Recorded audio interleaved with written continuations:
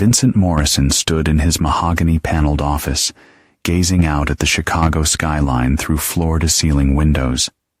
At 45, he commanded respect through more than just his successful construction empire. There was something in his pale gray eyes that made grown men choose their words carefully. His military background in Army intelligence had taught him patience, observation, and the art of strategic thinking. These skills had served him well in business, but tonight they would serve a different purpose entirely. The Morrison family appeared perfect from the outside. Vincent had built Morrison Construction from nothing after his honorable discharge, transforming it into a multi-million-dollar enterprise specializing in high-end residential developments. His wife, Diana, a stunning brunette with emerald eyes, played the role of devoted spouse at charity galas and business functions. Their 17-year-old daughter, Amber, was academically gifted, destined for an Ivy League education that Vincent had already secured through substantial donations. But Vincent had learned long ago that facades crumble when pressure is applied to the right points. Diana Morrison, née Caldwell, had married Vincent when his business was still small but promising. She came from old money, the kind that was running dry, but still demanded appearances. Her father's pharmaceutical fortune had been squandered through poor investments and gambling, leaving Diana desperate to maintain the lifestyle she'd known since childhood. Vincent had been her salvation, a rough-edged veteran who cleaned up well and had the drive to build an empire. For 15 years, their marriage had functioned like a well-oiled machine. Diana managed the social aspects of his business relationships, while Vincent focused on expansion and operations. She was intelligent, beautiful, and understood that their partnership was as much about business as it was about love. Or so Vincent had believed. The first crack in the facade appeared 6 months ago during a routine review of the family's financial statements. Vincent noticed irregular charges on Diana's credit card, expensive dinners at restaurants he'd never been to, hotel charges during times when she claimed to be visiting her sister in Milwaukee, luxury purchases that seemed excessive even by Diana's standards. Vincent's military training had taught him to gather information before acting. He hired a discreet private investigator, former FBI agent Rebecca Torres, who specialized in marital surveillance. What she uncovered over the following weeks painted a picture that would have destroyed a weaker man. Diana had been conducting an affair for over a year with Bradley Hutchkins, a real estate developer who specialized in luxury condominiums. Hutchkins was everything Vincent was not: smooth, sophisticated, born into wealth rather than having earned it. He was also married with 2 young children, making this affair a betrayal on multiple fronts. But the photographs Rebecca provided showed more than just emotional unfaithfulness. Diana and Bradley were photographed multiple times with architectural plans, property documents, and what appeared to be Morrison Construction's confidential project files. They weren't just together romantically. They were planning something that involved Vincent's business. The deeper Vincent dug, the more the scope of the betrayal became clear. Diana had been feeding Bradley information about Morrison Construction's upcoming projects, allowing Hutchkins Development to submit competitive bids with insider knowledge. She had access to Vincent's home office, his personal files, and his trust. That trust had been weaponized against him. But what truly ignited the cold fury that now burned in Vincent's chest was the discovery that his own daughter had become complicit in the betrayal. Amber had always been closer to her mother, sharing Diana's love of luxury and social status. Vincent had attributed this to typical teenage behavior, perhaps even feeling guilty about the long hours his business demanded. But Rebecca's investigation revealed that Amber had been serving as a lookout and messenger for her mother's affair.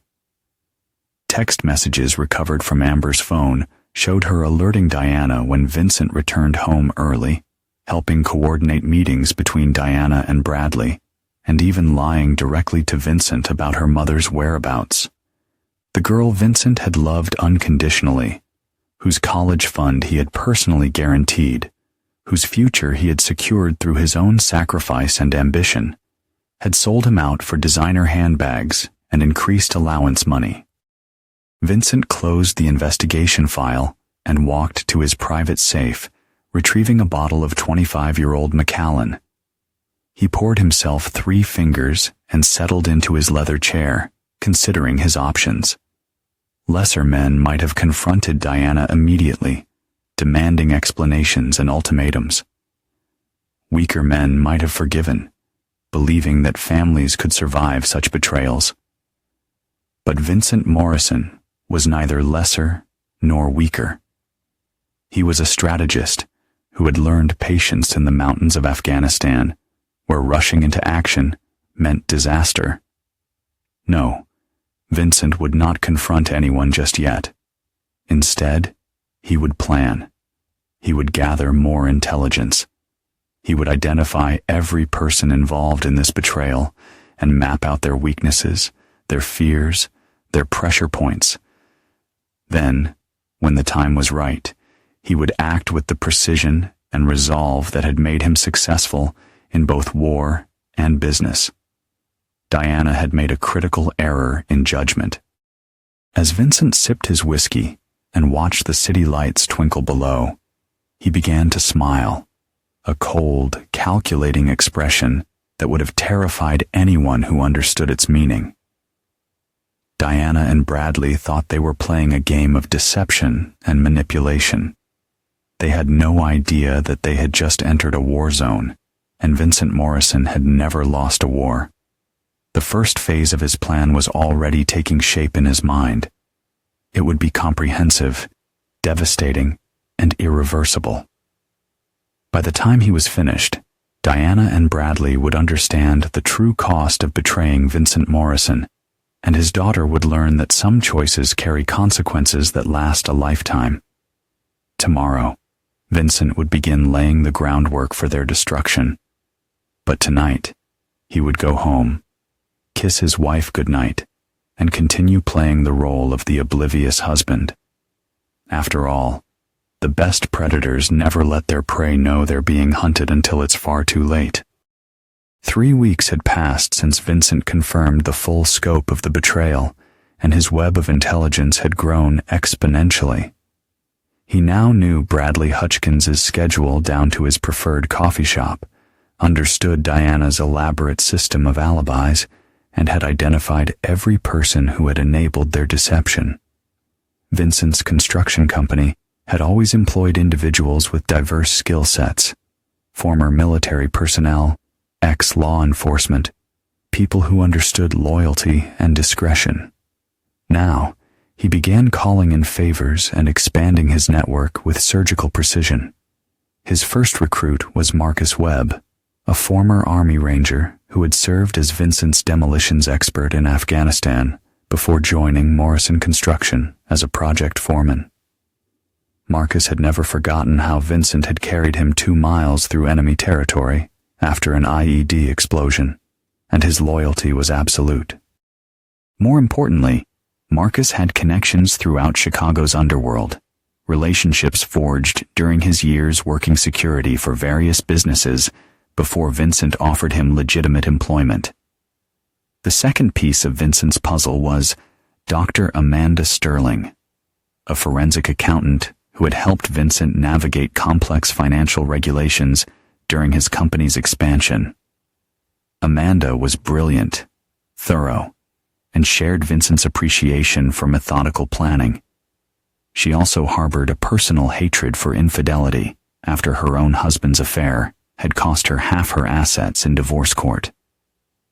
Vincent's third ally was Detective Ray Kowalski, a 20-year veteran of the Chicago Police Department who had grown up in the same neighborhood as Vincent. Ray's daughter had been killed by a drunk driver 3 years earlier, a driver whose expensive legal team had gotten him acquitted on technicalities. Ray understood that sometimes the system failed and that justice sometimes required alternative methods.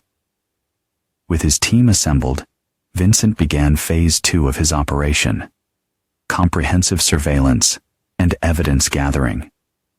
Marcus's underworld connections provided access to surveillance equipment that was both illegal and highly effective. Within days, Vincent had audio and video feeds from Bradley's office, his car, and his favorite hotel suite. The technical quality was military grade, providing crystal clear evidence of every meeting, every phone call, and every intimate moment between Bradley and Diana. But Vincent wasn't interested in simple divorce evidence. He was building a case for total destruction. Dr. Sterling's financial investigation revealed that Bradley's seemingly successful business was built on a foundation of fraud and deception. Hutchkins' development had been inflating property values, bribing city inspectors, and using substandard materials in construction projects. More damaging still, Bradley had been using his investors' money to fund his lavish lifestyle, including the expensive gifts he showered on Diana. The evidence was comprehensive and damning, but Vincent needed more. He needed Bradley to commit an act so undeniably criminal that his entire world would collapse simultaneously. That opportunity came when Vincent learned about Bradley's latest project, a luxury condominium complex that would compete directly with Morrison Construction's upcoming development. Diana had provided Bradley with Vincent's architectural plans, construction schedules, and bid proposals, giving Hutchkins' development an insurmountable advantage in securing the contract. Vincent realized this wasn't just about an affair. It was corporate espionage designed to destroy his business and steal his future. Diana and Bradley weren't just betraying his marriage. They were systematically dismantling everything he had built. The discovery transformed Vincent's cold anger into something far more dangerous: absolute determination. Through Detective Kowalski, Vincent learned that the FBI had been investigating construction industry corruption in Chicago for over a year. They were building cases against several developers, but lacked the evidence needed for major prosecutions. Vincent began to see how Bradley's various crimes could be packaged and delivered to federal authorities in a way that would ensure maximum damage. But first, he needed Bradley to cross one final line. Vincent used his business connections to arrange a meeting with the City Planning Commission regarding the disputed development project. He made sure Diana knew about the meeting, understanding that she would immediately relay this information to Bradley. Then, he set the trap. Working through intermediaries, Vincent arranged for a city planning official to hint that the development approval could be expedited for the right price. The official was actually an undercover FBI agent that Detective Kowalski had connected Vincent with, a man who had been working the construction corruption case for months. Bradley took the bait immediately. Within 48 hours, he had arranged a meeting to discuss bribing the planning official. The meeting would be recorded, photographed, and witnessed by federal agents. Bradley's crime would be captured in real time, providing irrefutable evidence of felony corruption. But Vincent wasn't finished. On the night before Bradley's planned bribery meeting, Vincent implemented the next phase of his plan: psychological warfare. He began leaving small signs that he knew about the affair. Diana's favorite coffee mug was moved slightly each morning. Her car keys were placed in different locations.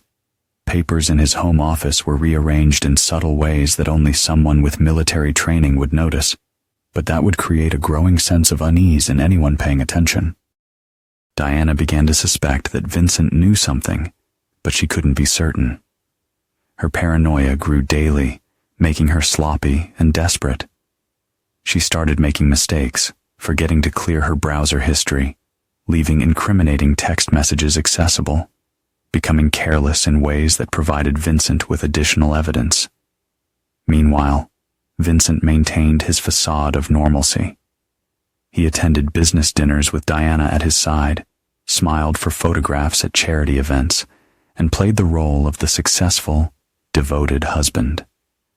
But those who knew him best, Marcus, Amanda, and Ray, could see the predator lurking beneath the surface. The night before Bradley's planned meeting with the FBI agent, Vincent made his first direct move. He placed a single photograph on Diana's pillow, a picture of her kissing Bradley outside the luxury hotel where they conducted their affair. No note, no explanation, just undeniable proof that her secret was no longer secret. Diana found the photograph at midnight and immediately called Bradley in panic. Vincent listened to every word through the surveillance equipment Marcus had installed. Their conversation revealed the full scope of their plans. They intended to steal Vincent's biggest contract, use the profits to fund their new life together, and leave Vincent financially and emotionally destroyed. They had underestimated their target completely. As Vincent listened to his wife and her lover plan his destruction, he felt a calm settle over him that he recognized from his military days. It was the peace that came before violence, the clarity that preceded decisive action. Diana and Bradley had made their choice, and now they would face the consequences. Tomorrow, Bradley would walk into the FBI's trap and begin his journey toward federal prison. Tomorrow, Diana would discover that her perfect plan had been compromised from the beginning. And tomorrow, Vincent would begin the final phase of his revenge. A phase that would leave no survivors in its wake. But tonight, Vincent would go home, kiss his traitorous wife goodnight, and sleep soundly, knowing that justice was finally within reach. Vincent's plan was progressing flawlessly when his 17-year-old daughter, Amber, made the mistake that would seal her fate alongside her mother's. It happened on a Thursday evening, 3 days after Diana had found the photograph, and just hours before Bradley was scheduled to walk into the FBI's bribery trap. Vincent had returned home early from a deliberately scheduled meeting, timing his arrival to create maximum pressure on Diana's increasingly fragile composure. He found Amber in the kitchen, her phone pressed to her ear, speaking in urgent whispers. "Mom's freaking out," Amber was saying. "Dad definitely knows something. She found some picture on her pillow. Yeah, I think you guys need to speed up whatever you're planning. Dad's not as stupid as you thought he was." Vincent stood in the doorway, listening to his daughter coordinate with Bradley Hutchins, the man who was systematically destroying his family and business. The conversation continued for several minutes, with Amber providing details about Vincent's schedule, his recent behavior changes, and suggestions for how Bradley and Diana could avoid detection.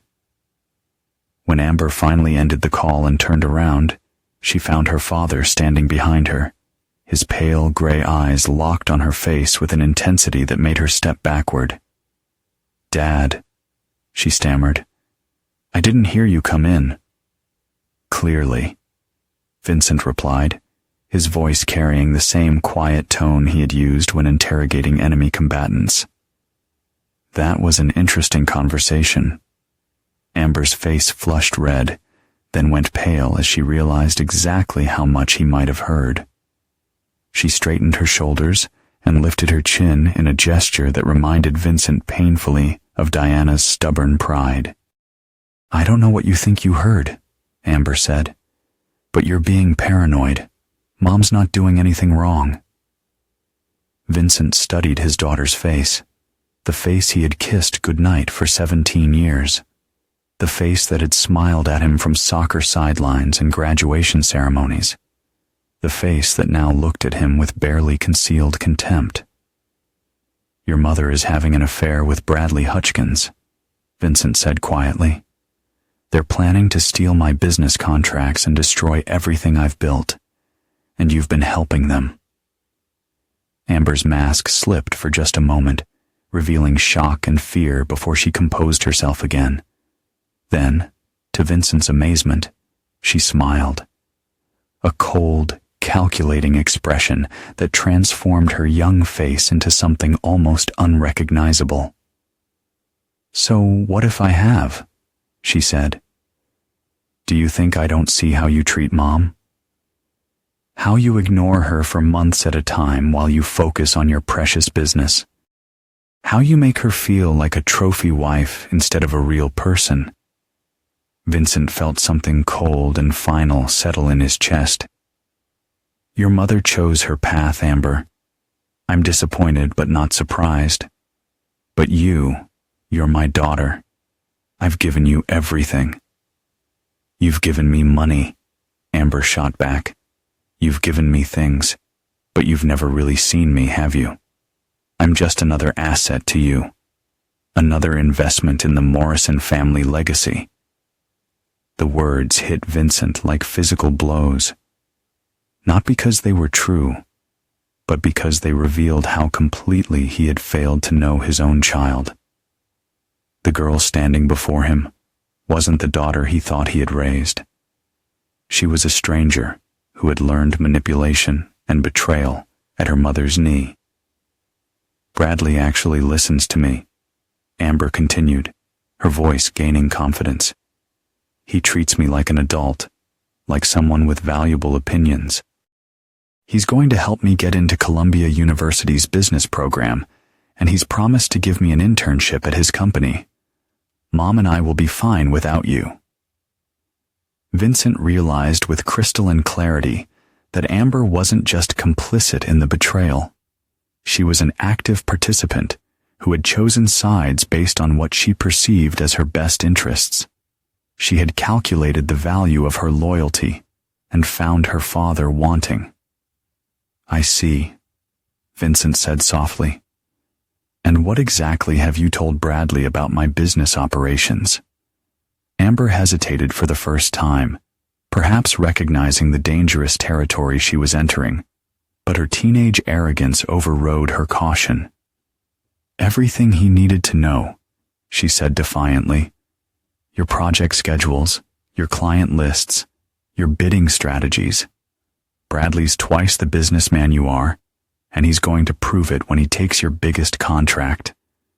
Vincent nodded slowly, filing away this confession for future use. "Is there anything else you'd like to tell me, Amber? Any other ways you've betrayed your family?" "Betrayed?"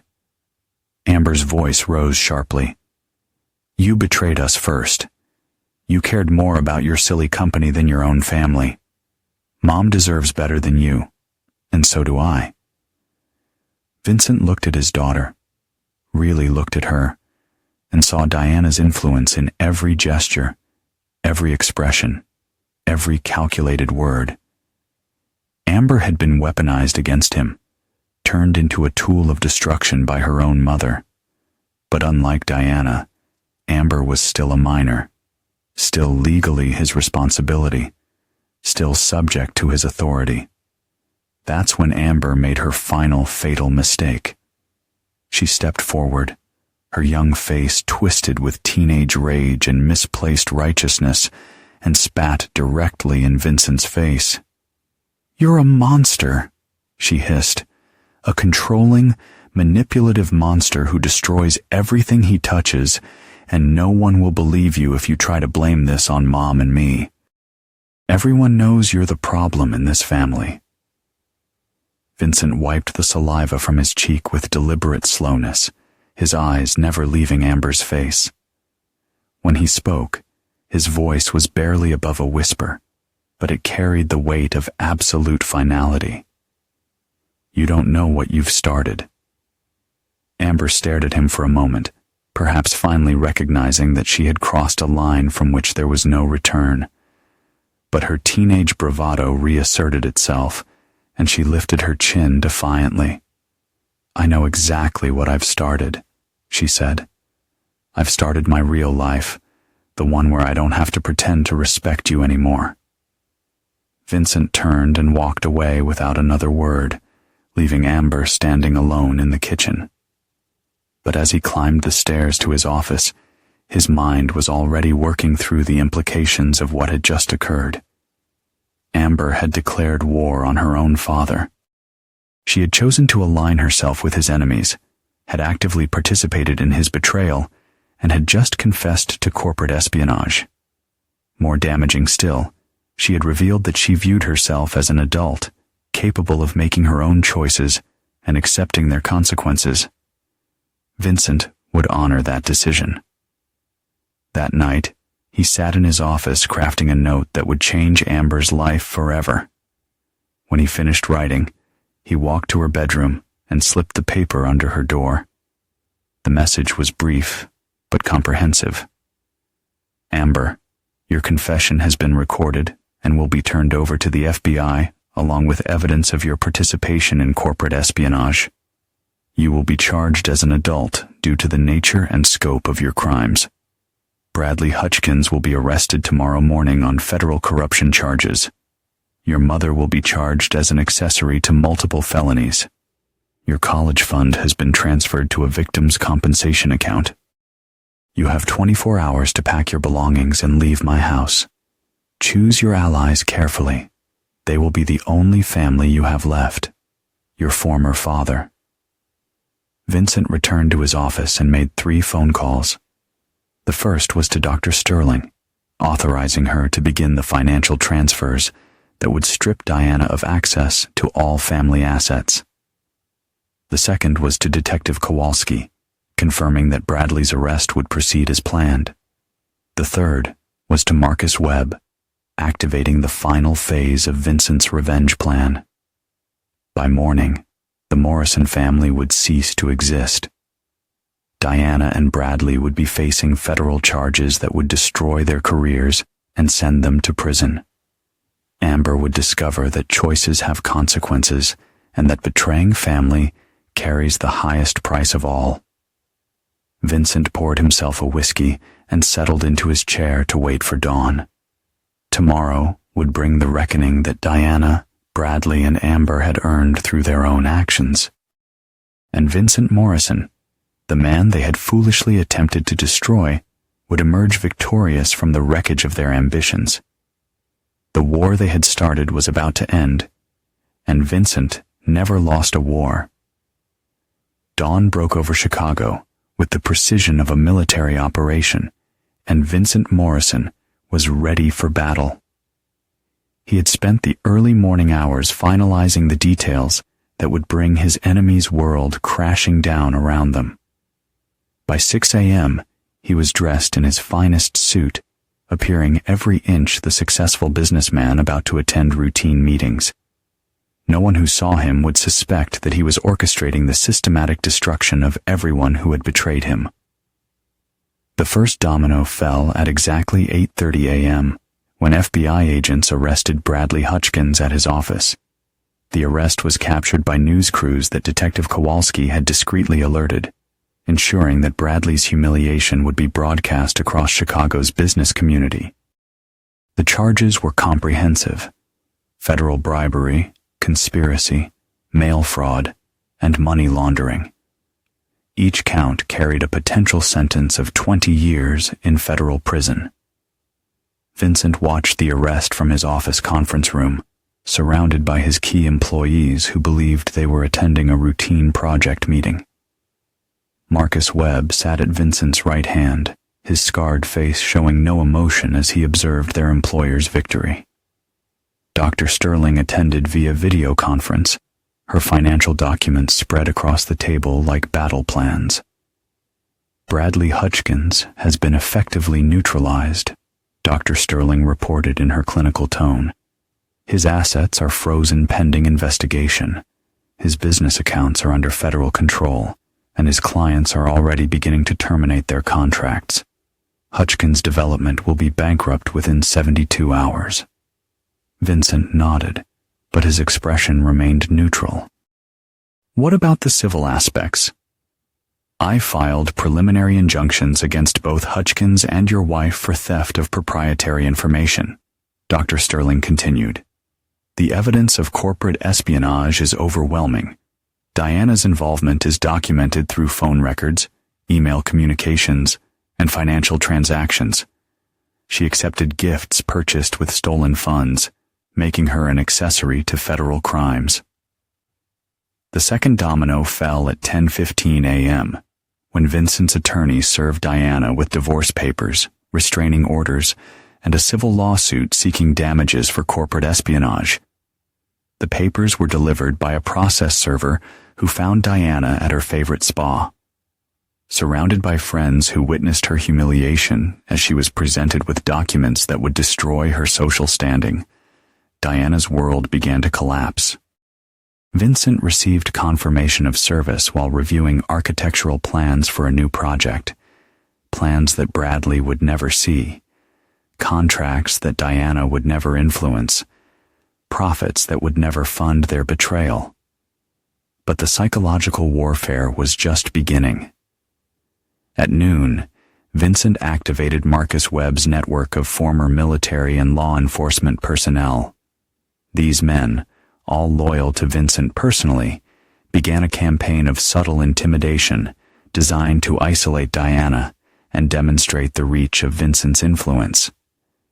Diana's hairdresser suddenly developed scheduling conflicts that prevented future appointments.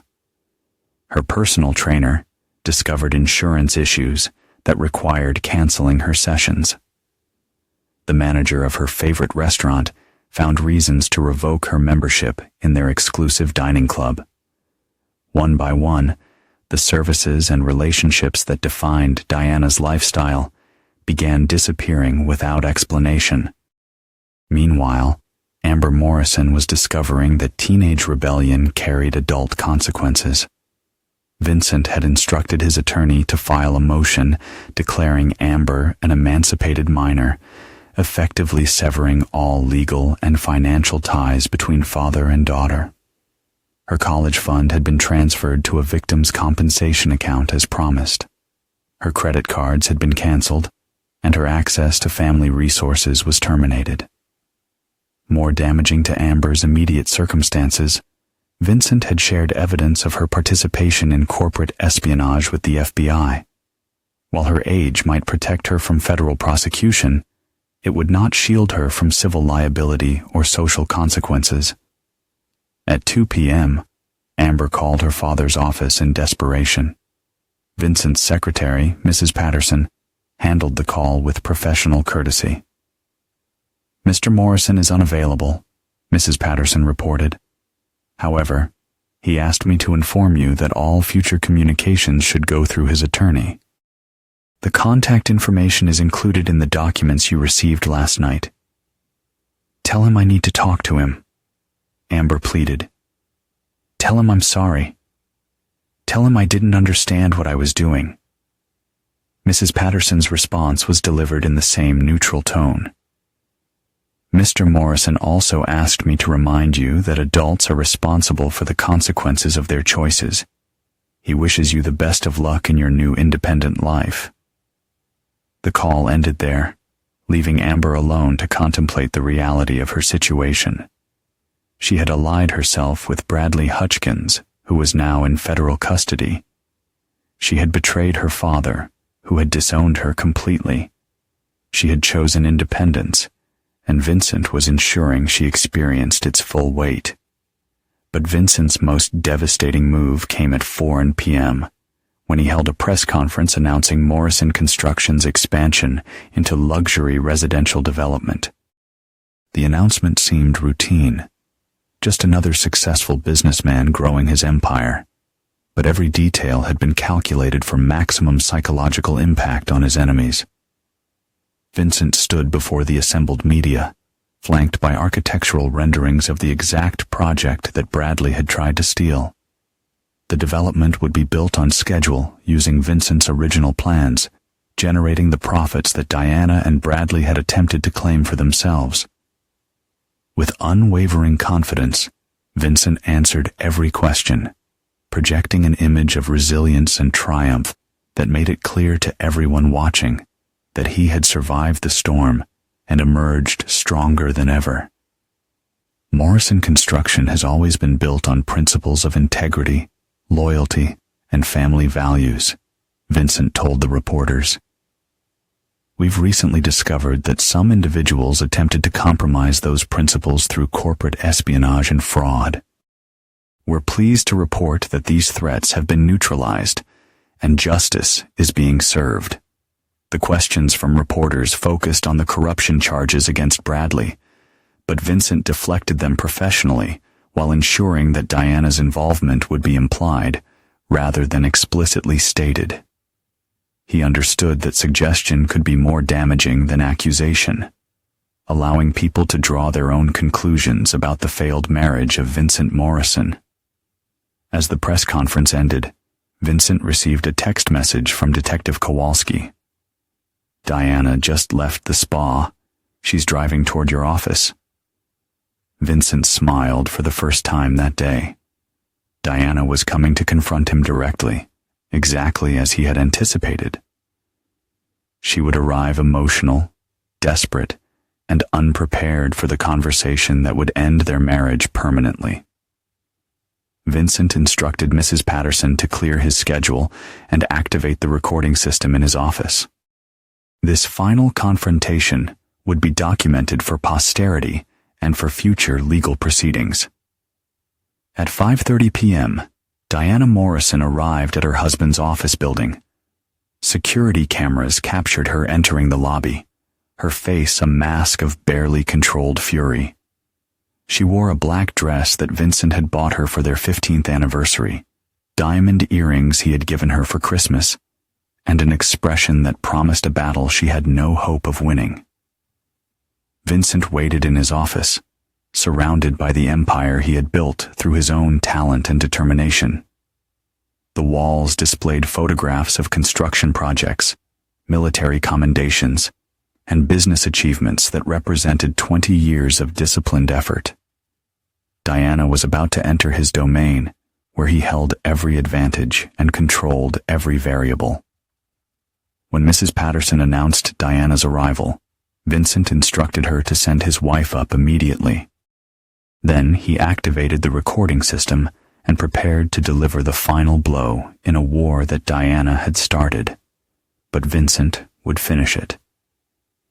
The elevator doors opened, and Diana Morrison stepped into her husband's office for the last time. The conversation that followed would determine the terms of her surrender and the scope of her destruction. Vincent had spent months preparing for this moment, and he was ready to claim total victory. Diana thought she was coming to negotiate or intimidate her husband into submission. She had no idea that she was walking into the execution of a plan that would leave her with nothing except the knowledge that she had destroyed herself through her own choices. The endgame was about to begin, and Vincent Morrison never showed mercy to his enemies. "Vincent, you can't do this to me," Diana said, her voice trembling with rage and desperation. "You can't just throw me out like this. I'm your wife." Vincent looked at her, his expression cold and unyielding. "You were my wife, Diana. Past tense. You chose to betray me, to betray our family. You chose to align yourself with a criminal and a fraud.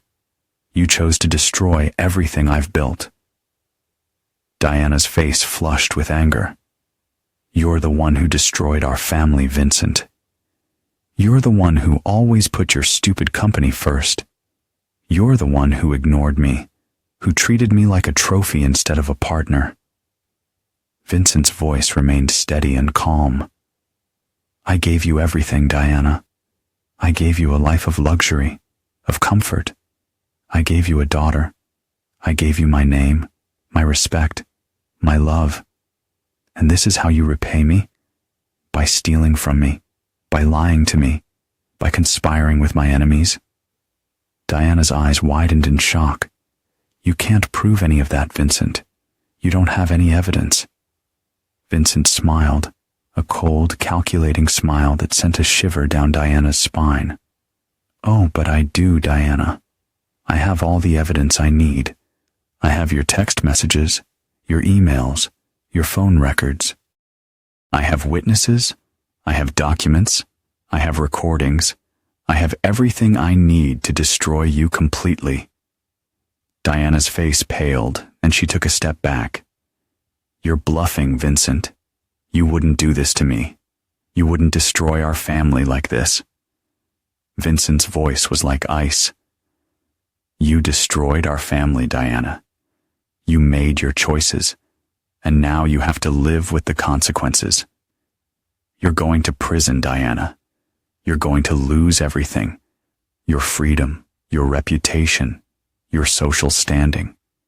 You're going to lose it all. And you're going to do it, knowing that you brought this on yourself." Diana's eyes filled with tears, but Vincent showed no mercy. "You had a choice, Diana. You could have stayed loyal. You could have stayed true.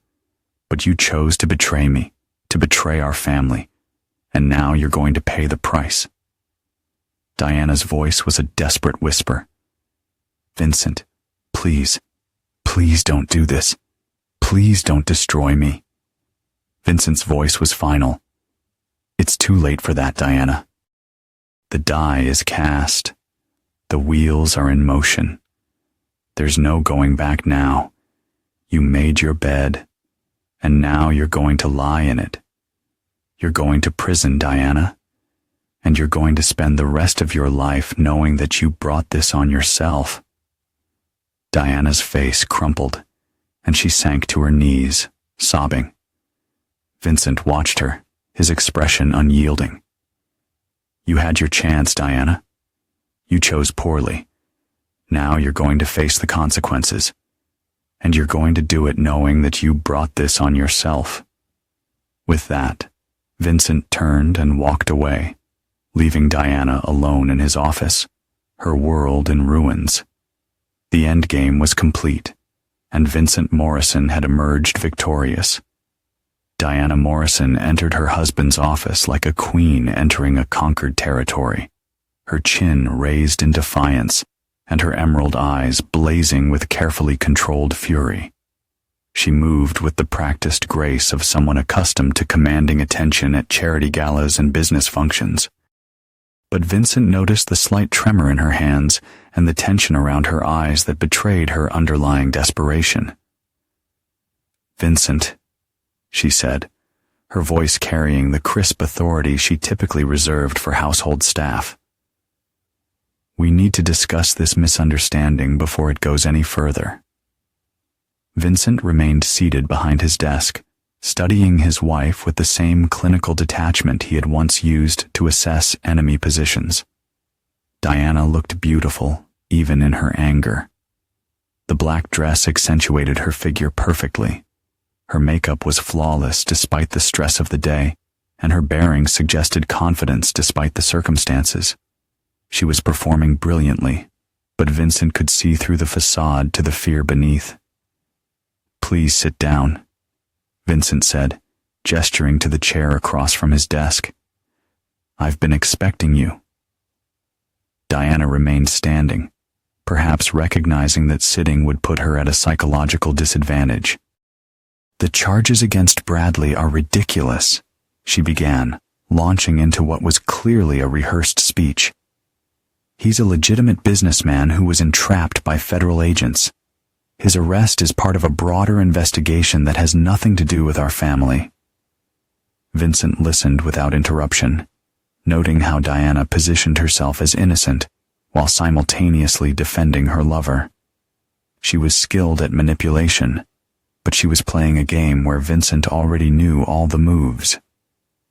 "As for this divorce filing," Diana continued, her voice gaining strength, "it's clearly an emotional reaction to false information. We can work through whatever problems you think we have. Marriage counseling, a vacation, whatever you need to realize that our family is worth preserving." "Our family," Vincent repeated quietly. "Tell me, Diana, what exactly do you consider our family?" The question seemed to confuse her momentarily. "You, me, and Amber, of course. The three of us have built something important together. We have a reputation in this community, business relationships that depend on stability. a daughter who needs both of her parents. Vincent opened his desk drawer and withdrew a thick manila folder. "I've spent considerable time over the past few months learning about our family," he said, placing the folder on his desk. "Would you like to see what I discovered?" Diana's composure slipped slightly as she recognized the investigative materials.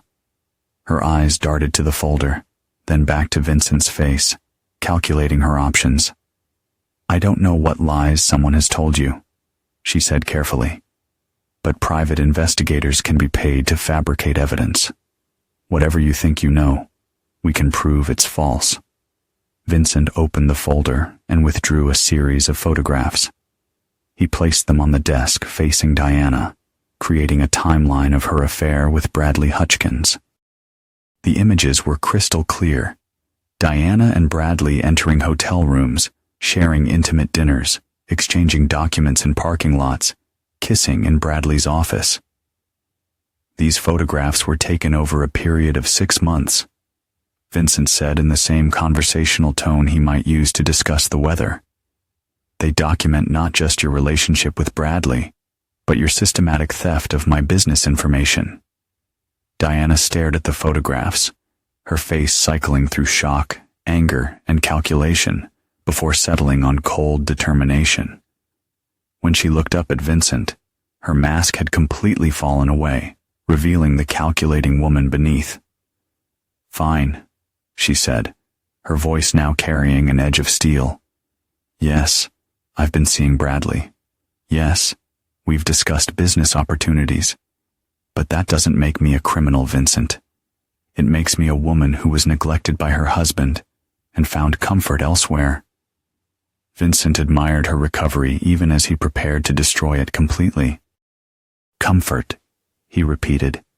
"Is that what you call corporate espionage?" "I call it survival," Diana shot back, finally moving to sit across from his desk. "Do you know what it's like being married to you, Vincent? You disappear for 12 hours a day building your empire, then come home and expect me to smile and play the perfect wife. You treat me like a business asset, not a partner." "A partner," Vincent said, pulling out additional documents. "Shares information honestly. A partner doesn't steal proprietary information to give to competitors. A partner doesn't coordinate with their lover to destroy their spouse's business." Diana's eyes narrowed as she recognized financial records and communication logs. "You've been spying on me." "I've been protecting my business," Vincent corrected, "and I discovered that my wife and daughter have been conspiring to destroy everything I've built." The mention of Amber seemed to hit Diana like a physical blow. "Leave Amber out of this. She's just a child who got caught in the middle of adult problems." Vincent leaned forward, his gray eyes locking onto Diana's with predatory intensity. "Amber confessed to providing Bradley with confidential information about my business operations. She admitted to helping coordinate your affair and lying to cover your tracks. She chose to participate in your betrayal, Diana. She chose to help you destroy her own father." Diana's composure finally cracked completely. "You heartless man," she screamed, jumping to her feet. "You drove us to this. Your obsession with control, your need to dominate everyone around you, your complete inability to see anyone else as a real person." Vincent remained perfectly calm as Diana's fury erupted around him. He had anticipated this emotional breakdown and was prepared to use it against her. "Bradley sees me as a real person," Diana cried, her frustration boiling over. Diana continued, tears now streaming down her face. "He values my intelligence, my opinions, my contributions. He doesn't treat me like a decorative object or a business expense." "Bradley is facing 20 years in federal prison," Vincent said quietly. "His business is bankrupt, his assets are frozen, and his wife is filing for divorce. Is that the future you chose over your marriage?" Diana stared at him in stunned silence, perhaps finally understanding the scope of her miscalculation. "You want to know what Bradley really thought of you?" Vincent continued, withdrawing a transcript from his folder. "This is a recording of a conversation between Bradley and his business partner from 3 weeks ago." He read from the transcript in a neutral tone. "Diana Morrison is useful but disposable. Once we steal Vincent's contracts and tank his business, we won't need her anymore. She's too high maintenance and too visible. Better to cut ties cleanly and let Vincent deal with the wreckage." Diana's face went white as the words hit her. "That's not... Bradley wouldn't..." "Bradley was using you exactly the way you thought you were using me," Vincent said. "The difference is that I actually loved you, Diana. I built this empire partially for you, partially for our daughter. Bradley built nothing except plans to discard you once you were no longer useful." The revelation destroyed what remained of Diana's defiance. She collapsed back into her chair, her perfect composure shattered beyond repair. "What do you want, Vincent?" she whispered. "What will it take for you to forgive this?" Vincent studied his wife's broken form and felt absolutely nothing. No sympathy, no regret, no desire for reconciliation. The woman who had shared his bed for 15 years had become a stranger the moment she chose to betray him. "Forgiveness isn't possible," he said simply. "You've stolen from me, lied to me, and corrupted our daughter. You've allied yourself with my enemies and attempted to destroy everything I've worked to build. There is no path back from those choices." Diana looked up at him with desperate eyes. "But we could start over. We could rebuild. People make mistakes, Vincent. Even terrible mistakes can be forgiven." Vincent shook his head slowly. "You didn't make a mistake, Diana. You made a calculated decision to betray your family for personal gain. You planned this betrayal for over a year, involved our daughter in your scheme, and felt no remorse until you got caught." He stood and walked to his office window, looking out at the Chicago skyline. "Tomorrow, you'll be formally charged as an accessory to Bradley's crimes. Your social reputation will be destroyed when the details become public. Your access to our assets has been terminated, and our daughter has been legally emancipated." Vincent turned back to face Diana, who was staring at him with a mixture of shock and growing horror. "You chose Bradley over me," he continued. "You chose betrayal over loyalty. You chose to destroy our family rather than communicate your concerns.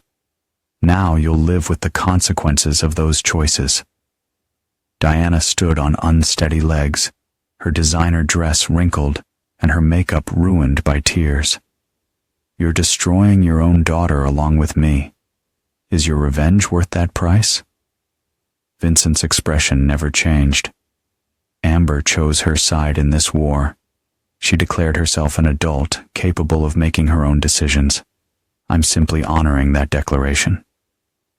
Diana stared at her husband for a long moment, perhaps finally recognizing that she was looking at someone she had never really known.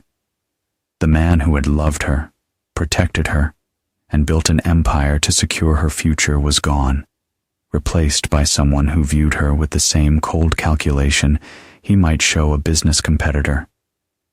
"I never knew you could be this cruel," she whispered.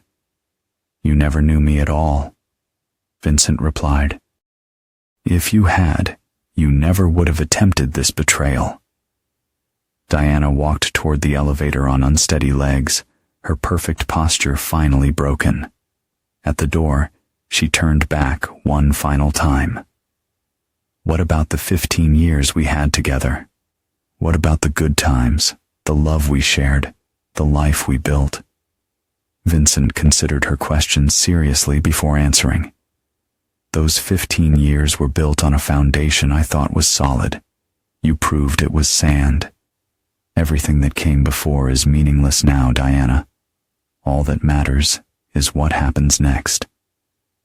The elevator doors closed on Diana Morrison for the last time, leaving Vincent alone in his office with the satisfaction of a mission accomplished. Phase 2 of his revenge was complete, and Diana now understood the true cost of her betrayal. But Vincent wasn't finished. Tomorrow would bring the final phase of his plan, the phase that would ensure his enemies never had the opportunity to threaten him again. Diana and Bradley had started a war they couldn't win. Now Vincent would finish it on his terms, with the complete and total victory that his enemies had made inevitable through their own choices.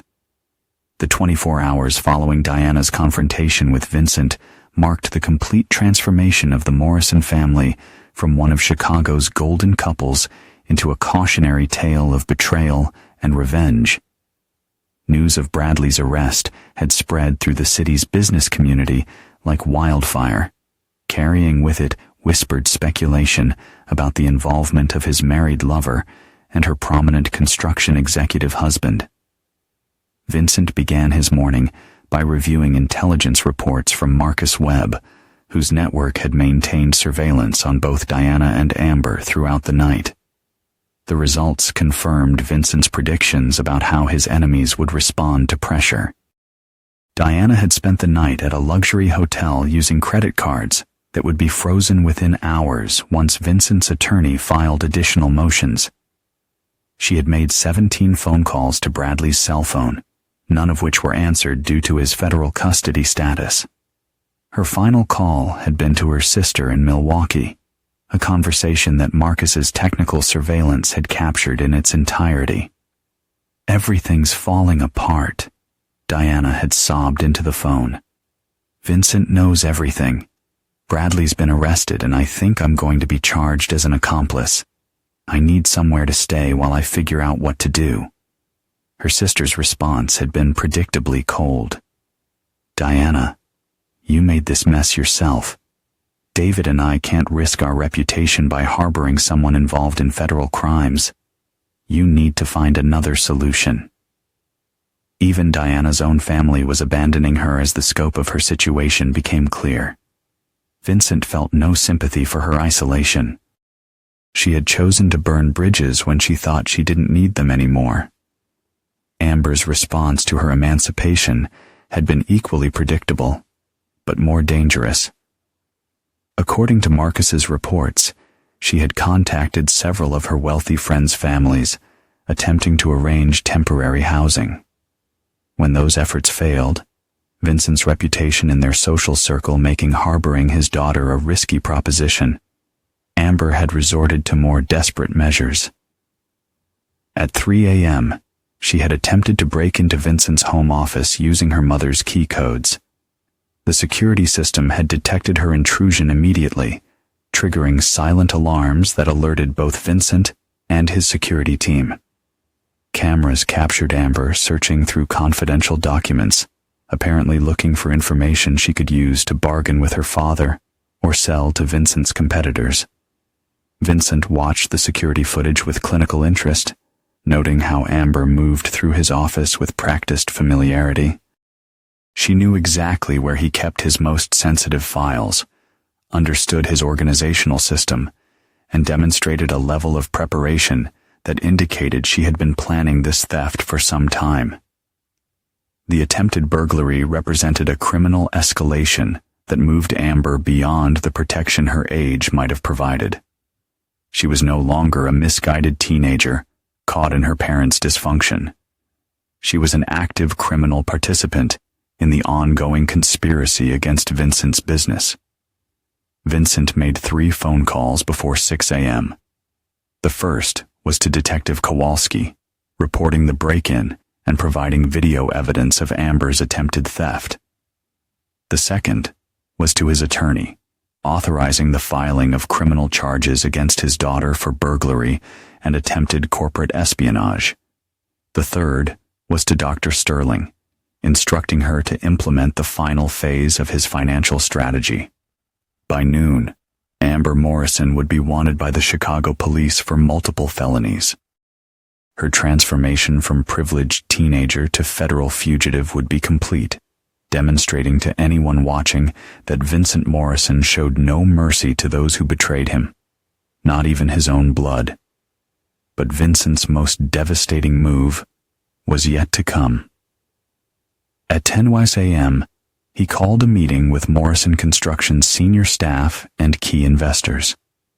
The conference room filled with the men and women who had helped build Vincent's empire, individuals whose loyalty had been proven time and again, all aware that their leader was facing personal challenges that could impact the business. Vincent entered the room wearing his best suit, carrying himself with the confidence of a general, addressing his troops before a decisive battle. The assembled group included project managers, financial officers, and major investors who represented millions of dollars in committed capital. "Thank you all for coming on short notice," Vincent began, standing at the head of the polished conference table. "As you may be aware, recent events have created some challenges for our organization. I want to address those challenges directly and explain how we're moving forward." He activated the room's presentation system and displayed a financial summary that Dr. Sterling had prepared overnight. The numbers showed Morrison Construction's position in stark terms. The company was stronger than ever, with project backlogs extending 18 months into the future and profit margins exceeding industry standards. Despite attempts by competitors to steal our proprietary information and damage our reputation, Vincent continued, Morrison Construction has not only survived, but thrived. Our security protocols worked exactly as designed, protecting our intellectual property and preventing any actual damage to our operations. The presentation continued with evidence of how Vincent's intelligence gathering had actually strengthened the company's position. Bradley's arrest had eliminated a major competitor. Diana's banishment had removed a security vulnerability, and the publicity surrounding the corruption investigation had enhanced Morrison Construction's reputation for integrity. However, Vincent said, his tone becoming more serious, these events have made it clear that personal relationships can pose security risks to business operations. Going forward, Morrison Construction will implement enhanced security protocols and background checks for anyone with access to sensitive information. The new policies Vincent outlined were comprehensive and resolute. Family members would be subject to the same security screenings as business partners. Personal relationships would be monitored for potential conflicts of interest. Any violation of confidentiality agreements would result in immediate termination and criminal prosecution. Vincent's message was clear. Loyalty would be rewarded, but betrayal would be met with total destruction, regardless of personal relationships or family connections. After the meeting concluded, Vincent received a call from Detective Kowalski, confirming that Amber had been arrested at a friend's house. She had resisted arrest and was charged with additional offenses, including obstruction of justice and assault on a police officer. Her bail had been set at $50,000, money she no longer had access to. Diana's situation had deteriorated just as rapidly. Federal prosecutors had filed charges against her for conspiracy and accessory to fraud. With her court appearance scheduled for the following morning, her attorney, paid for with funds that would soon be frozen, had advised her that cooperation with authorities might reduce her sentence from the potential 15 years she was facing. By evening, Vincent stood in his empty house, reviewing the complete destruction of his enemies. Bradley Hutchkins was in federal custody, facing decades in prison. Diana was financially ruined and criminally charged, abandoned by her lover, her family, and her social circle. Amber was in county jail, learning that adult choices carried adult consequences. Vincent poured himself a whiskey and walked through rooms that had once housed a family, but now contained only memories of a life built on deception. Diana's belongings remained where she had left them, but they would be removed within days as part of the divorce proceedings. Amber's room looked like any teenager's space, but the girl who had lived there no longer existed. She had been replaced by someone who had chosen to make herself Vincent's enemy. As Vincent stood in his office, surrounded by the empire he had built and successfully defended, he felt the deep satisfaction of a mission accomplished. He had identified threats to everything he valued, planned their destruction with military precision, and executed that plan without mercy or hesitation. The war Diana and Bradley had started was over. Vincent Morrison had achieved total victory, demonstrating to anyone who might threaten him in the future that he was not a man to be crossed, betrayed, or underestimated. Tomorrow would bring new challenges and new opportunities. Vincent would rebuild his personal life on a foundation of loyalty and honesty. Surrounded by people who understood the value of integrity, he would expand his business empire, secure in the knowledge that his security protocols could protect against any threat. But tonight, Vincent Morrison stood alone in his fortress, the undisputed victor in a war that had cost his enemies everything they valued. He had proven that betrayal carried a price his enemies could never afford to pay, and that Vincent Morrison never forgave those who chose to become his enemies. The price of betraying Vincent Morrison had been demonstrated for all to see. It was a lesson that would not need to be taught again. 6 months after the destruction of his family, Vincent Morrison had rebuilt his life with the same methodical precision he brought to military operations and business ventures.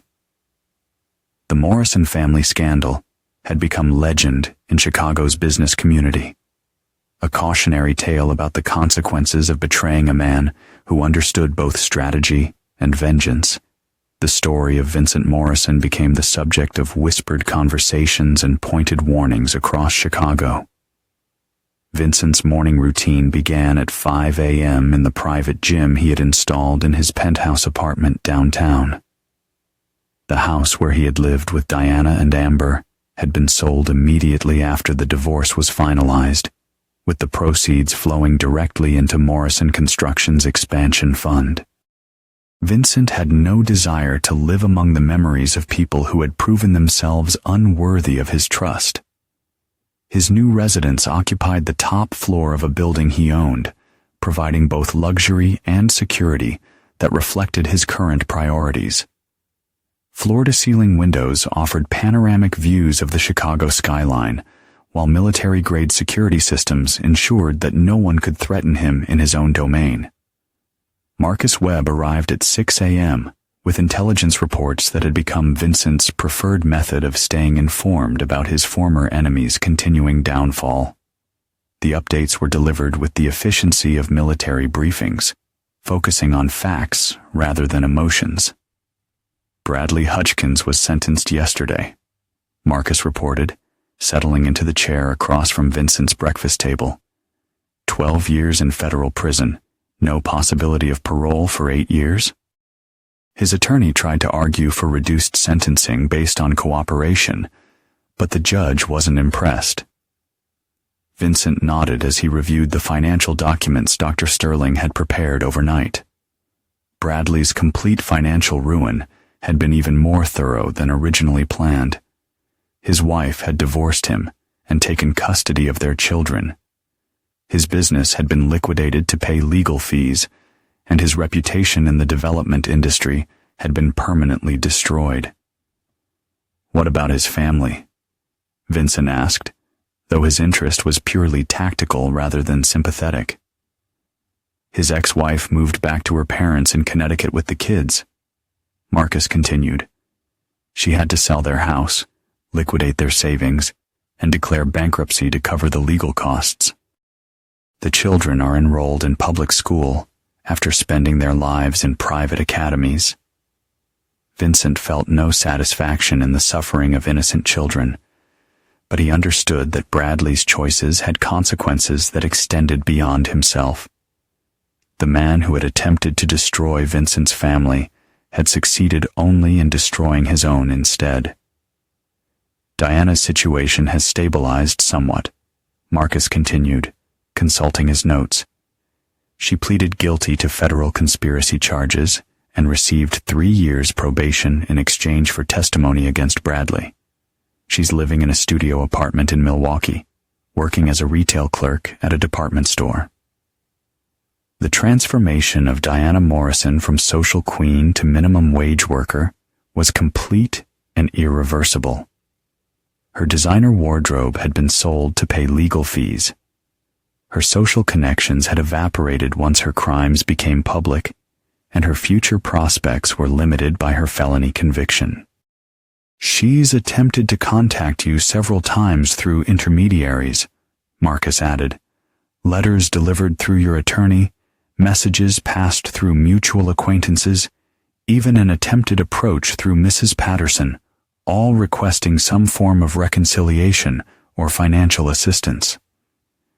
Vincent's response was always the same: absolute silence. Diana had made her choice when she chose to betray him, and Vincent honored that choice by treating her as if she no longer existed. There would be no second chances, no forgiveness, and no mercy for someone who had proven herself to be an enemy. "And Amber?" Vincent asked, though he already knew the answer would be equally devastating. Marcus's expression grew more serious. "She's been in and out of county jail 6 times since her initial arrest. Drug possession, shoplifting, assault charges. Her public defender keeps trying to argue that she's a troubled teenager acting out due to family trauma, but the judges aren't buying it anymore."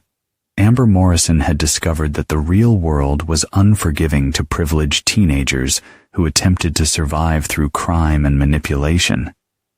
Without access to her father's money or protection, she had quickly fallen into patterns of behavior that led inevitably to repeated arrests and convictions.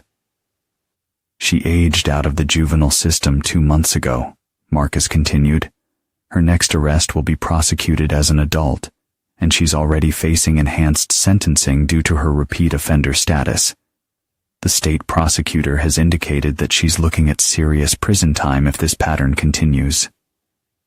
Vincent felt no emotion as he absorbed this information about the girl who had once been his daughter. Amber had chosen to align herself with his enemies, had confessed to betraying him, and had attempted to steal from him even after being given the opportunity to leave peacefully. Her subsequent criminal behavior simply confirmed that Vincent's assessment of her character had been accurate. "Any attempts at contact from her?" Vincent asked. "Multiple attempts," Marcus confirmed. "Phone calls from jail, letters sent through various intermediaries, even an attempt to approach you directly outside the office building last month. Security turned her away before she could get close." Vincent's security protocols had been enhanced significantly since the family's destruction. His movements were monitored by former military personnel.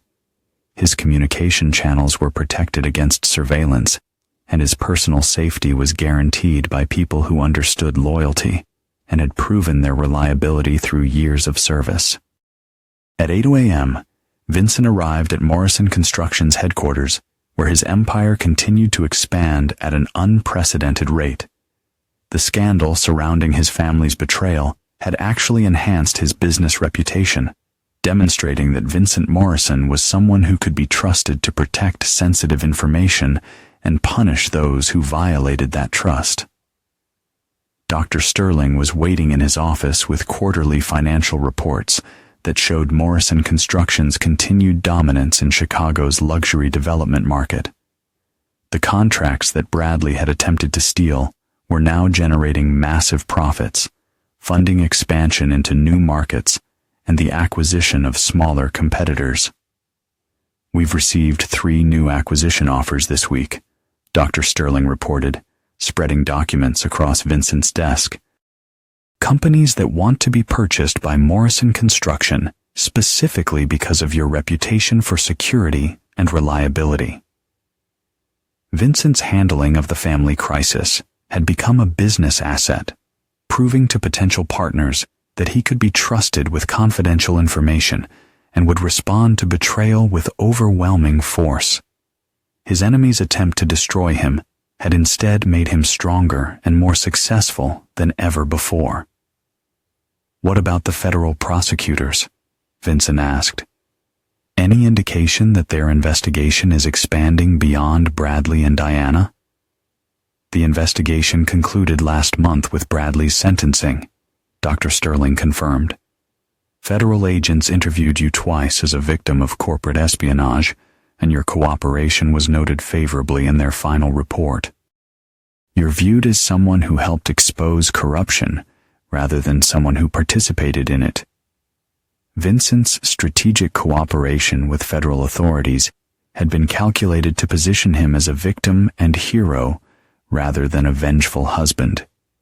His evidence against Bradley and Diana had been presented as civic duty rather than personal revenge, creating a narrative that enhanced his reputation while destroying his enemies. At 2 p.m., Vincent received an unexpected visitor when Detective Kowalski arrived at his office with a proposal that would bring the final chapter of his revenge to completion. "We've got a situation that might interest you," Kowalski said, settling into the chair across from Vincent's desk. "Amber's been arrested again, but this time it's different. She's been caught dealing drugs near a high school, enough heroin to qualify for federal trafficking charges." Vincent listened with clinical interest as Kowalski explained the details of Amber's latest arrest. Her desperation had led her to increasingly serious crimes, culminating in drug dealing that could result in a prison sentence measured in decades rather than months. "The federal prosecutor wants to make an example of her," Kowalski continued. "Rich kid from a prominent family, selling drugs to teenagers. It's the kind of case that gets attention and sends a message about equal justice." Vincent considered the implications of Amber's situation. His former daughter was about to face the same federal justice system that had destroyed Bradley and Diana, but her crimes were entirely of her own making. Vincent had played no role in her decision to become a drug dealer. That was a choice she had made independently as her life spiraled out of control. "What exactly are you proposing?" Vincent asked. Kowalski leaned forward, his expression serious. "The prosecutor wants character witnesses for Amber's sentencing hearing, people who can speak to her background, her potential for rehabilitation, the circumstances that led to her criminal behavior." Vincent understood immediately what Kowalski was suggesting. As Amber's father, Vincent could potentially influence her sentencing through testimony about her upbringing, her character, and the family trauma that had contributed to her current situation. "I could testify that she's a troubled young woman who made mistakes due to family dysfunction," Kowalski continued. "Or I could testify that she's a repeat offender who has shown no remorse for her criminal behavior and poses a continuing threat to public safety. The choice is yours.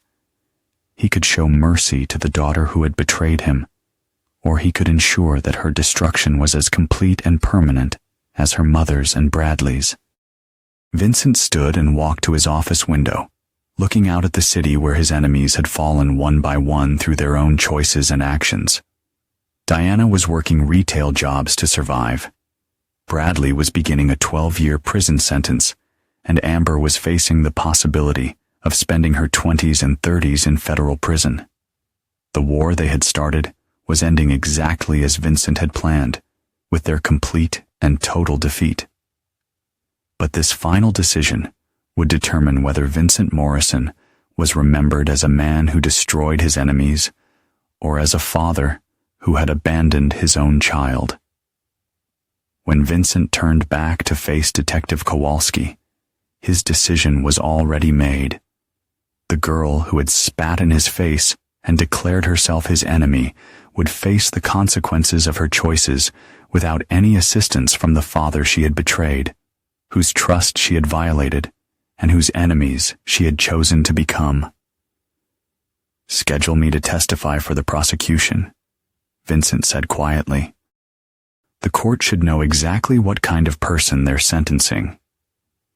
Kowalski nodded, perhaps not surprised by Vincent's choice, but understanding its finality. Amber Morrison would face federal drug trafficking charges without any protection from the father whose love she had rejected, whose trust she had violated, and whose enemies she had chosen to become. The destruction of Vincent Morrison's betrayers was about to be complete and irreversible. The war was ending with total victory for the man who had never shown mercy to those who chose to become his enemies. The federal courthouse in downtown Chicago had become a temple of justice where Vincent Morrison's enemies came to face the consequences of their betrayal. As Vincent entered the building for Amber's sentencing hearing, he carried himself with the bearing of a successful businessman attending a routine legal proceeding, showing no emotion that might suggest personal investment in the outcome. 3 weeks had passed since Vincent agreed to testify against his former daughter, and those weeks had been filled with careful preparation designed to ensure that justice would be both swift and thorough. Vincent's testimony would be the final blow in a campaign that had systematically destroyed everyone who had chosen to betray him. The courtroom was packed with journalists, legal observers, and social workers who had followed Amber's descent from privileged teenager to federal defendant. Her case had attracted attention as an example of how quickly young people could fall into serious criminal behavior, making Vincent's testimony particularly significant for the judge's sentencing decision. Amber sat at the defendant's table wearing an orange jumpsuit that marked her as a convicted felon awaiting sentencing.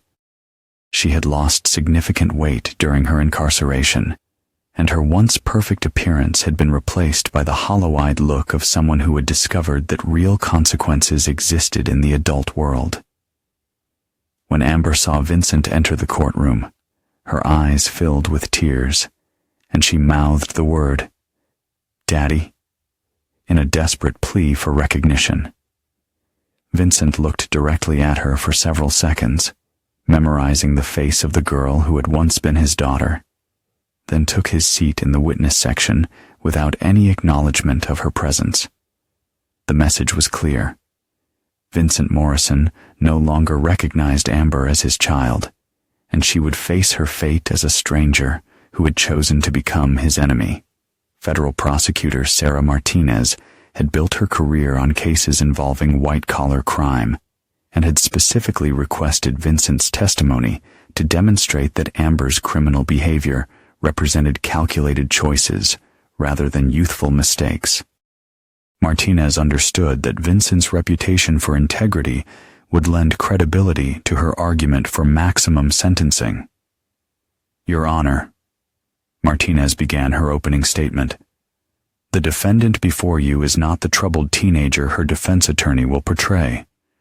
She is a repeat offender who has escalated from juvenile infractions to serious federal crimes, demonstrating a pattern of criminal behavior that poses a genuine threat to public safety."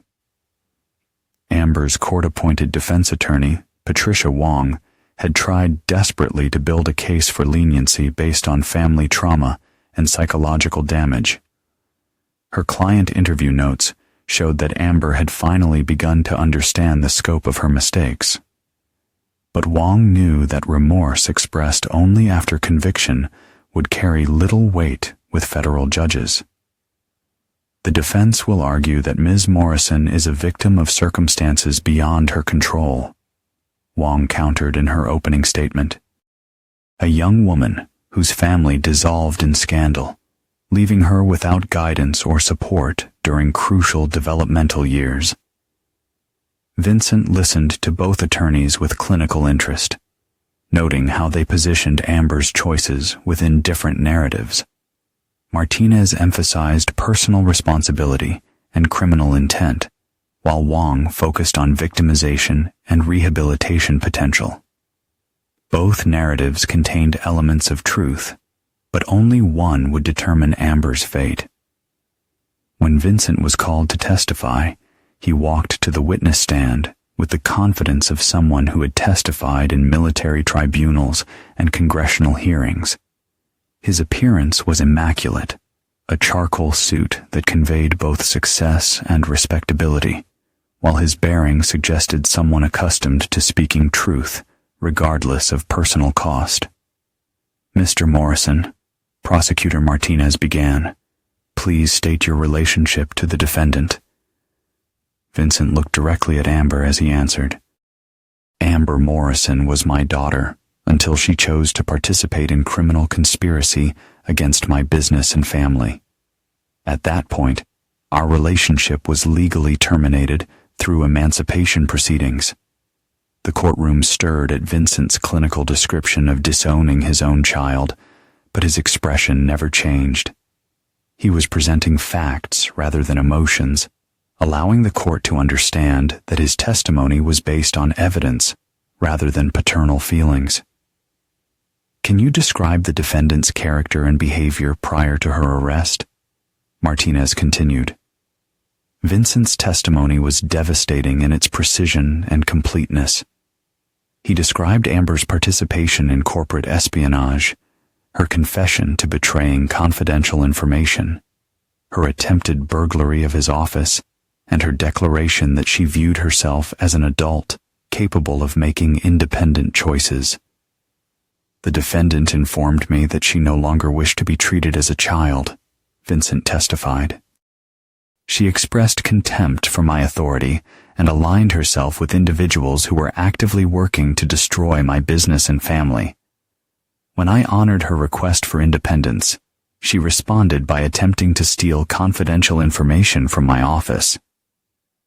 Amber's defense attorney tried to object to Vincent's characterization of events, but federal judges allowed considerable latitude in character testimony.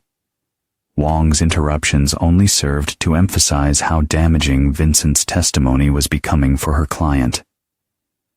"Mr. Morrison," Martinez continued, "has the defendant shown any remorse for her criminal behavior or attempted to make amends for the damage she caused?" Vincent consulted notes he had prepared specifically for this question.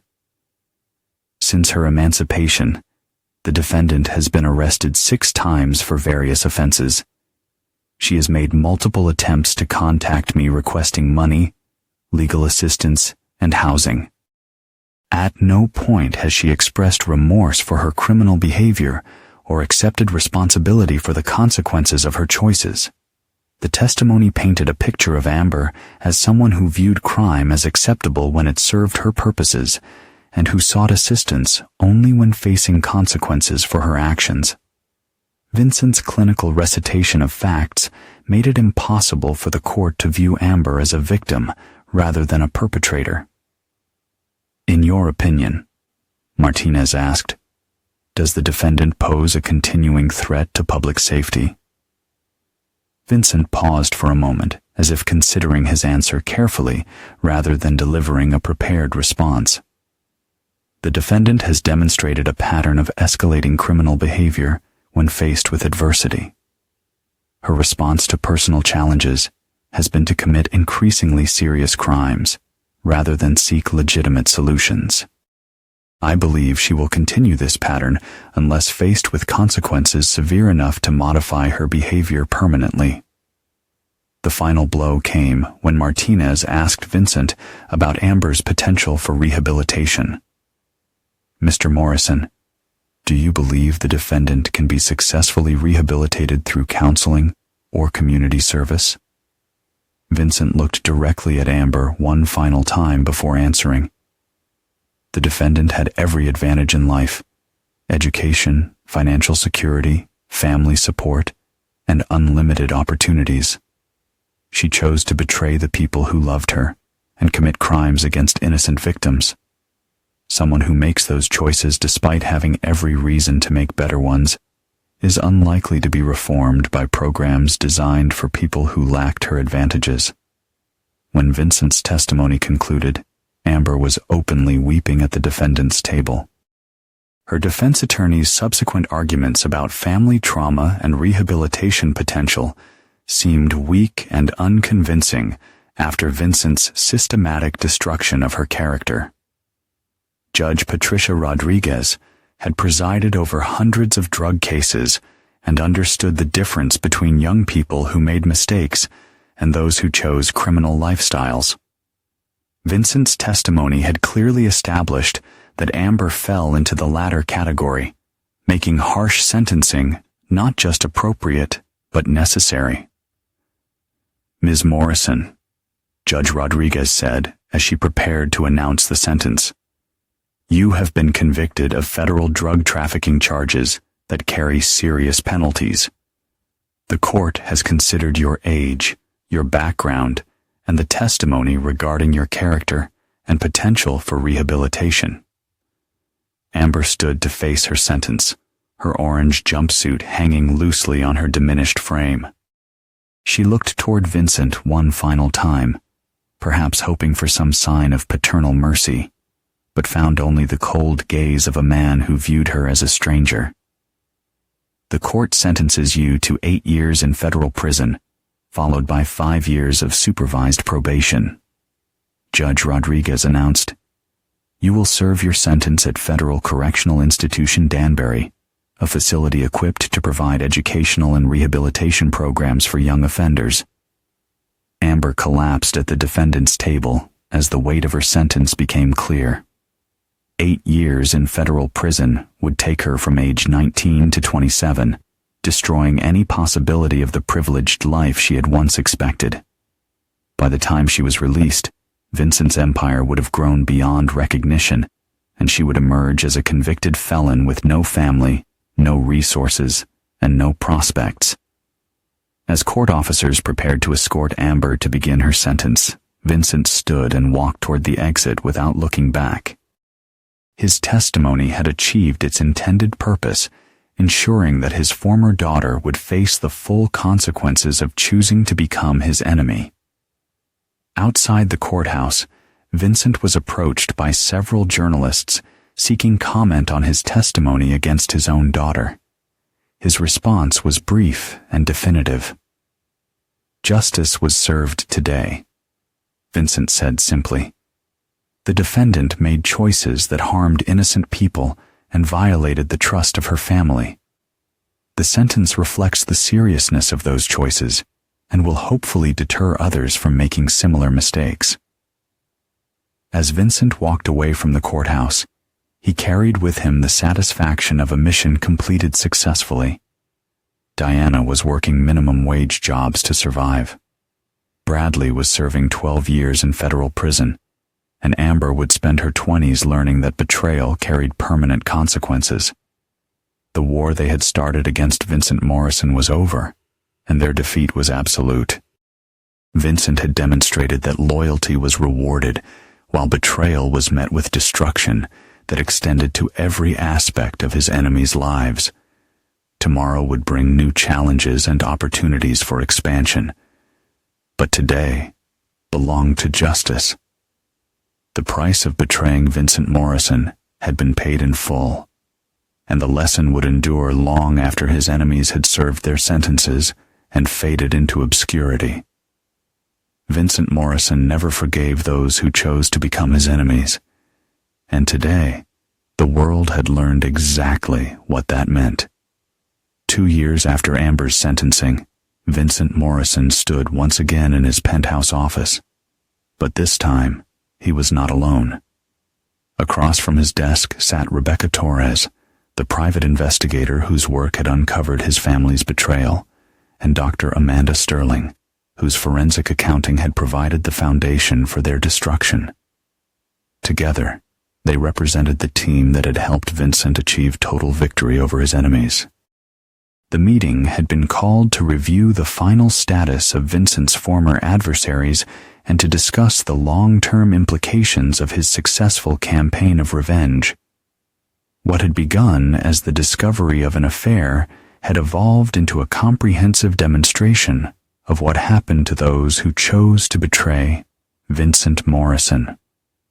"The surveillance reports are comprehensive," Rebecca said, spreading photographs and documents across Vincent's conference table. "All 3 targets have been monitored continuously since their sentencing, providing complete intelligence on their current circumstances." Vincent studied the materials with the same attention to detail he had always applied to business ventures and military operations.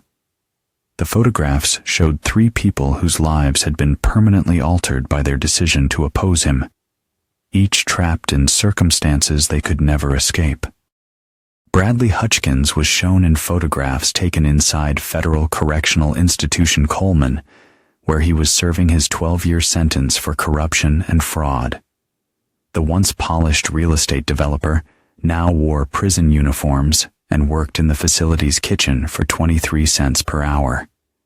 His wife had divorced him, taken custody of their children, and moved across the country to ensure their names would never again be associated with his crimes. "Bradley's appeals have all been rejected," Dr. Sterling reported, consulting her legal files. "His conviction is final, and he'll serve at least 8 years before becoming eligible for parole. Even then, his felony record will prevent him from working in real estate or any profession requiring licensing or bonding." The photographs of Bradley showed a broken man who had aged years during his incarceration. His health had deteriorated due to the stress of prison life, and his former confidence had been replaced by the hollow expression of someone who understood that his life was effectively over. Diana's surveillance photographs were equally devastating, showing Vincent's former wife in her studio apartment in Milwaukee. She worked 2 retail jobs to afford basic necessities, her designer wardrobe replaced by discount store clothing, her luxury lifestyle reduced to careful budgeting for groceries and utilities. Diana's probation officer reports that she's compliant with all requirements. Rebecca continued. "She works 40 hours per week at a department store and 20 hours per week cleaning office buildings. Her felony conviction prevents her from obtaining better employment, and her age makes career advancement unlikely." The woman who had once presided over charity galas and business dinners now spent her days folding clothes and emptying trash cans for minimum wage.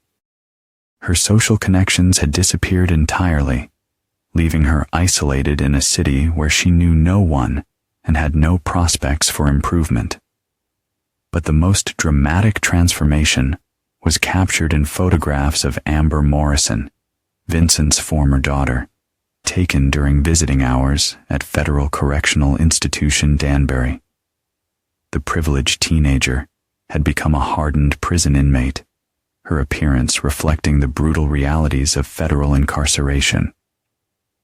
Amber's prison records show multiple disciplinary actions for fighting and contraband possession, Dr. Sterling reported.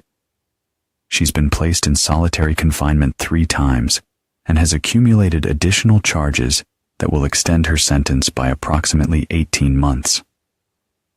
The photograph showed a young woman whose face bore scars from prison violence and whose eyes reflected the psychological damage of prolonged incarceration.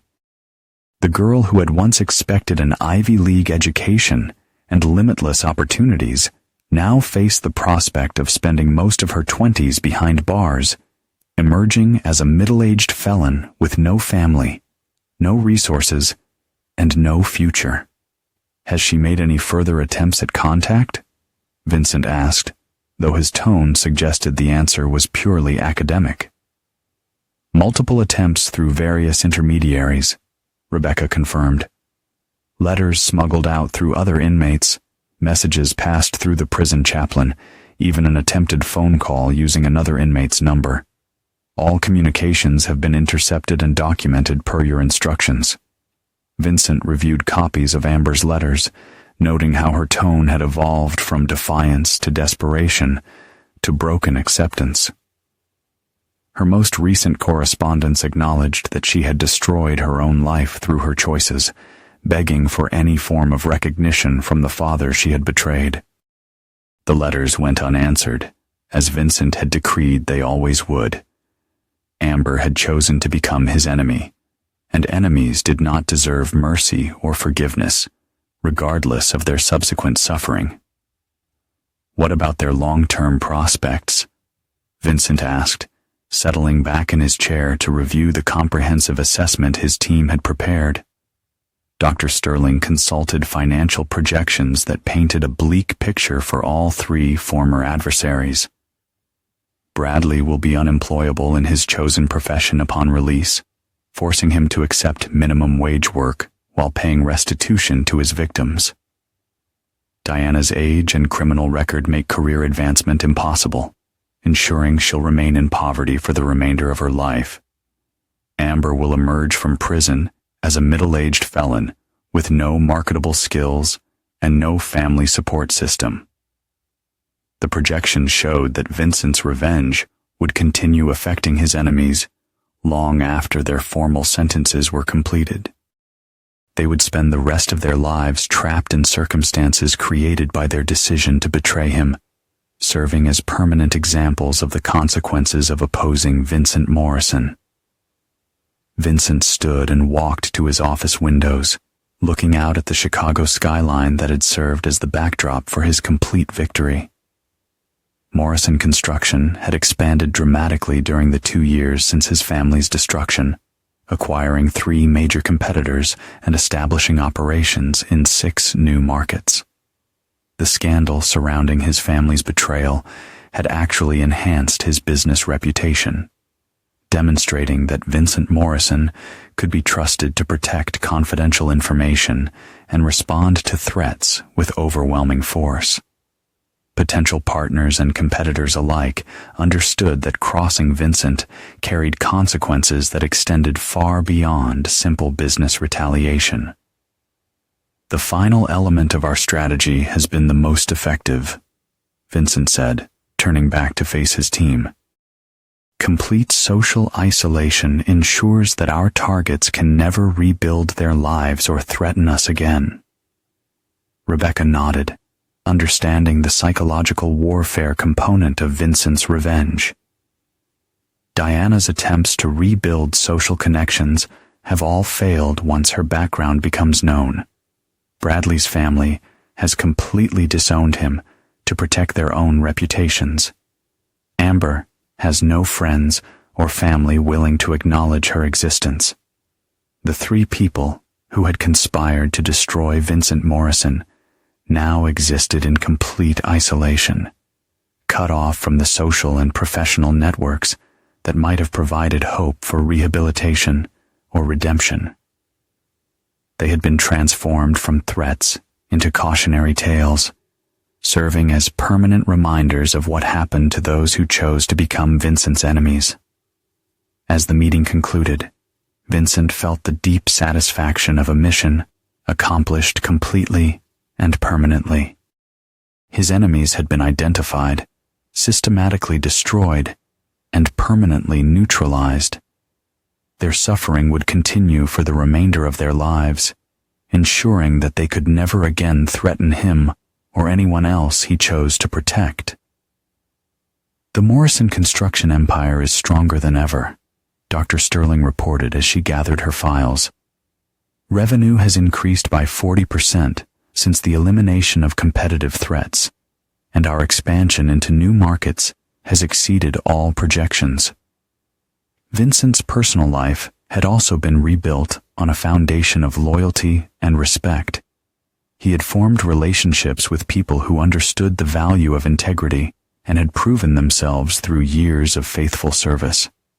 Marcus Webb remained his most trusted ally. Rebecca Torres continued to provide intelligence services, and Dr. Sterling managed the financial empire that grew larger each year. But perhaps most importantly, Vincent had established himself as someone who never forgot those who chose to betray him and never forgave those who became his enemies. His reputation for ruthless retaliation served as protection against future threats, ensuring that potential adversaries understood the permanent consequences of opposing him. As evening fell over Chicago, Vincent Morrison stood alone in his penthouse office, master of an empire built on loyalty and defended through strategic ruthlessness. The war that Diana, Bradley, and Amber had started was over, their defeat so complete and permanent that they had become footnotes in the story of Vincent's continued success. Tomorrow would bring new challenges and opportunities for expansion. But Vincent faced the future with the confidence of someone who had proven his ability to destroy any threat to his empire. He had demonstrated that betrayal carried a price his enemies could never afford to pay. And that lesson would protect him for the rest of his life. Vincent Morrison never forgave those who chose to become his enemies, and now the entire world understood exactly what that meant. The price of betraying Vincent Morrison had been paid in full, and the lesson would endure long after his enemies were forgotten. In the end, Vincent Morrison stood victorious and alone, exactly as he had planned from the moment he discovered their betrayal. Justice had been served, enemies had been destroyed, and the empire built on loyalty and defended through ruthless precision continued to grow stronger with each passing day. The war was over, and Vincent Morrison had won completely.